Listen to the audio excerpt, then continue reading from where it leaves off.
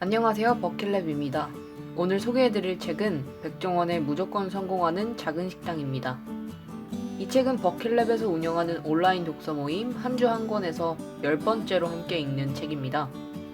원조 쌈밥집, 한신포차, 새마을식당, 본가, 백다방, 홍콩반점, 미정국수, 백스비어, 역전우동, 돌베기집, 백철판. 이 식당의 이름들 중에서 하나라도 들어본 적이 있으시죠? 모두 백종원 대표가 런칭한 브랜드들입니다. 이외에 해외에서만 운영하고 있는 식당 브랜드나 현재 테스트 중으로 가업 중인 브랜드까지 합치면 더 많겠죠. 쌈밥집을 시작해서 지금은 10여 개의 브랜드를 가지게 된 외식 경영 전문가 백종원 대표. 책은 그런 백종원 대표의 현재가 아니라 과거에 주목하고 있습니다. 그가 어떻게 요식업을 시작하게 되었고 시작한 이후의 과정에서 겪은 우여곡절을 공개하며 요식업 운영의 단비와 같은 철학들을 독자에게 무료로 나눠주고 있습니다. 제 경우에는 부모님이 식당을 운영하신 적이 있기 때문에 곁에서 지켜도 보고 종종 식당에 나가 일손을 도와드리며 실제로 식당 운영 현장을 본 적이 있기 때문에 저자가 서술하고 있는 식당 운영 노하우들이 자영업자들에게 큰 도움이 된다는 것을 알 수 있었습니다. 그가 처음부터 식당 사장님을 꿈꾼 것은 아니었습니다. IMF 이전에는 목조 사업을 했다고 하는데요. 목조 주택 열풍이 불어 계약도 많이 따내고 그만큼 젊은 나이에 큰 돈을 벌었다고 해요. 그러나 IMF가 찾아왔고 자재값이 폭등한 상황에서 그는 이미 계약한 금액대로 지어줘야 할 집이 수백 세대가 넘었다고 합니다. 한 집을 지을 때마다 적자가 나는 것을 알면서도 계약을 파기하면서 물어줄 돈이 없으니 적자가 나더라도 지어줄 수밖에 없는 상황이었다네요. 모든 집을 다 지어주고 그에게 남은 것은 큰 돈을 벌고 있을 때 사놓은 쌈밥집 하나뿐이었습니다. 전문적으로 운영할 생각이 없어서 그저 부동산 사장님과 이야기하다가 우연히 싼 가격에 매수하게 된 가게였지요. 종종 들러서 식사나 하고 갔을 뿐 직접 운영도 하지 않았다고 합니다. 하지만 남은 게 없는 상황에서 그는 그 쌈밥집을 통해서 재계하기로 마음을 먹었습니다. 다른 선택권이 없었겠죠. 채권자들은 쌈밥집으로 불러 모아 사생결단을 합니다. 내게 남은 것은 이 쌈밥집뿐이다. 이걸 처분해도 어차피 빚은 다 못 갚는다. 그렇다면 여기를 내게 남겨주고 여기에서 남은 빚을 계속 갚게 해달라고 말합니다. 영웅담 같은 이야기지만 이후의 일이 모두 순조롭게 풀리진 않았습니다. 목조 사업이라는 그럴듯한 명함을 가지고 있다가 식당을 하게 되었다는 데에서 오는 스스로가 느끼는 열등감을 극복하는 데에 백 대표는 꽤 오랜 시간이 필요했다고 합니다.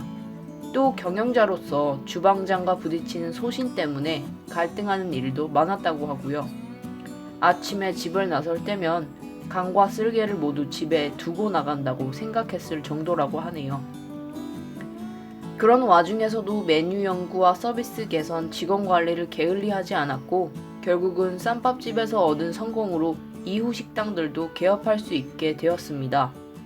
그가 쌈밥집에서 얻은 것은 자본금뿐만 아니라 식당 경영의 모범 케이스였습니다. 앞으로 그가 내는 식당은 이 원조 쌈밥집을 기본으로 하여서 몇 가지들을 변경만 하면 되는 하나의 시스템이었죠. 요리사로서의 백종원 대표와 경영인으로서의 백종원 대표에 대한 평가는 엇갈리는 것 같지만 본인 스스로가 외식 경영 전문가라는 호칭을 붙였듯이 그가 외식 산업에 있어서 전문가라는 것은 분명한 사실인 것 같습니다. 전문가가 되기까지 우여곡절을 겪고 그 과정에서 자신만의 장사 철학을 얻은 건 역시 분명한 듯하고요. 제가 생각하는 그의 장사 철학은 크게 세 가지입니다.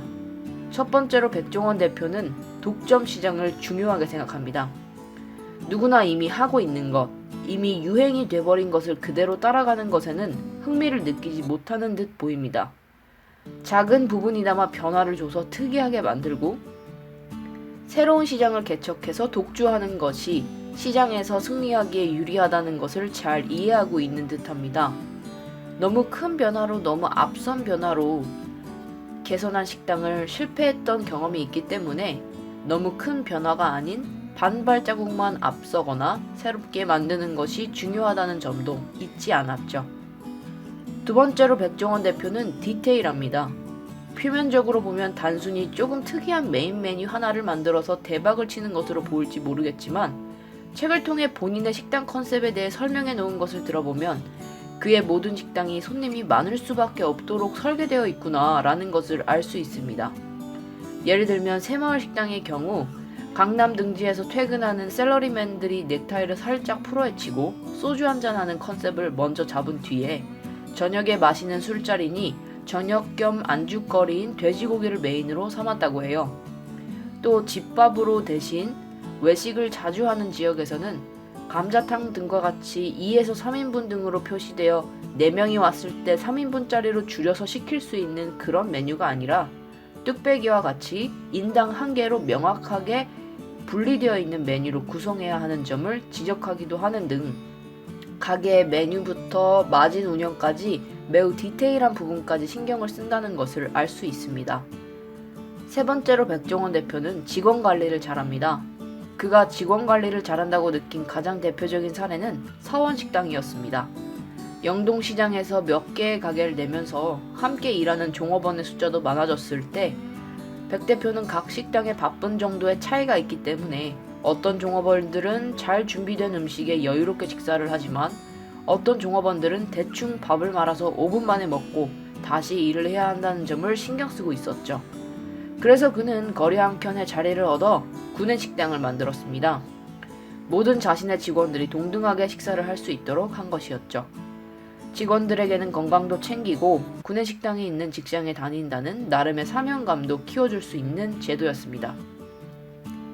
거리에서 만나는 백종원 아저씨는 성공한 사업가 같고 TV에서 만나는 백종원 아저씨는 여유로운 주방장처럼 보이지만 책을 통해 만난 백종원 아저씨는 어떤 대기업의 총수 못지않은 통찰력과 실행력을 가진 창의적인 사람이었습니다. 식당 운영을 넘어서 개인 사업을 하는 모든 분들이 읽으면서 전 분야에 아우르는 인사이트를 얻어가실 수 있을 것 같은 책, 백종원의 무조건 성공하는 작은 식당이었습니다.